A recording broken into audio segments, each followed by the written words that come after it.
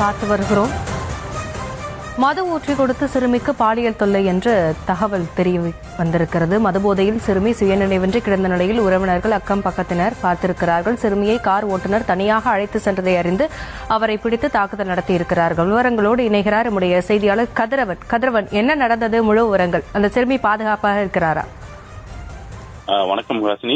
திருச்சி மாநகர் கிழக்கு சட்டமன்ற தொகுதிக்கு உட்பட்ட பகுதியை சேர்ந்த 14 வயது சிறுமி அவருடைய தோழி வீட்டிற்கு சென்றுள்ளார். நேற்று அப்பகுதியில் அவருடைய தோழியின் தாயாரை சிவகங்கைக்கு அழைத்து செல்வதற்காக மாரி செல்வன் என்கிற கார் ஓட்டுநர் வந்துள்ளார்.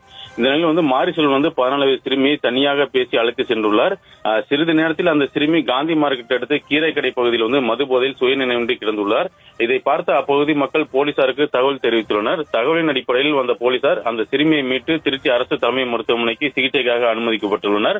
இதனிடையே அந்த சிறுமியின் உறவினர்கள் இது குறித்து அப்பகுதியில் விசாரித்ததில் மாரி செல்வன் அந்த கார் ஓட்டுநர் சிறுமியை அழைத்து சென்றதாக தெரிய வந்துள்ளது.